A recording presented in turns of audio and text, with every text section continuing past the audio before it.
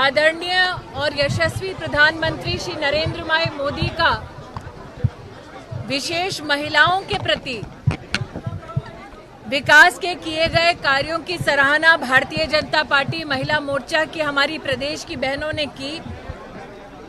साल 2013-14 में कांग्रेस की सरकार, जिसकी मुखिया सोनिया गांधी जी थी, उस सरकार में मात्र पूरे बजट में 98,000 करोड़ ही देश की महिलाओं के लिए इंगित किया गया। लेकिन नरेंद्र मोदी जी के नेतृत्व में भारत सरकार ने 2022-23 के बजट में 1,71,000 करोड़ रुपया देश की बहनों के उत्थान के लिए समर्पित कर भाजपा की सभी कार्यकर्ता बहनों का गौरव बढ़ाया है। भारत के प्रशासनिक इतिहास में पहली बार इन 8 वर्षों में 25 करोड़ बहनों का बैंक का खाता खुला।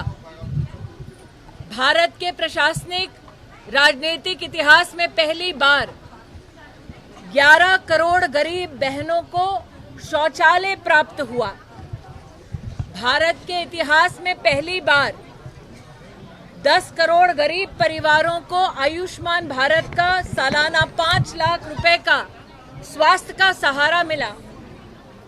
और जब वैश्विक महामारी कोरोना ने हिंदुस्तान पर भी विश्व के अन्य देशों की तरह दस्तक दी, तब भारत एकमात्र ऐसा देश बना जिसने 25 महीने 80 करोड़ नागरिकों को घर तक मुफ्त का राशन पहुंचाया।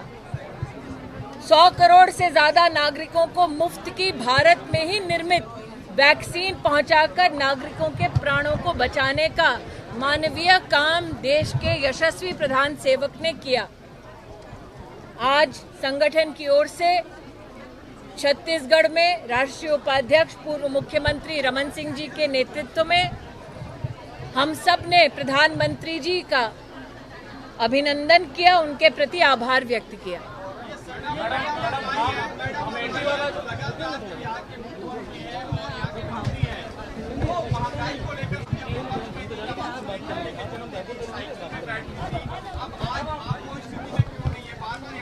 मुझे इस बात की खुशी है कि आज कांग्रेस के नेतृत्व को धरना करने के लिए भी स्मृति ईरानी के चित्र की दरकार पड़ी कि उनका नेतृत्व इतना खोखला हो गया।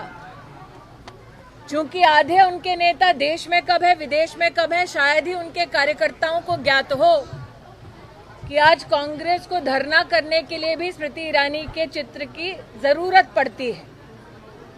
लेकिन जब राजनीतिक चरित्र देखें तो ये सत्य है कि पेट्रोल में 9 रुपए, डीजल में 7 रुपए घटाकर महंगाई का भार जनता पर ना पड़े, इसलिए 1 लाख करोड़ का बोझ माननीय प्रधानमंत्री जी ने स्वयं भारत की सरकार पर रखा।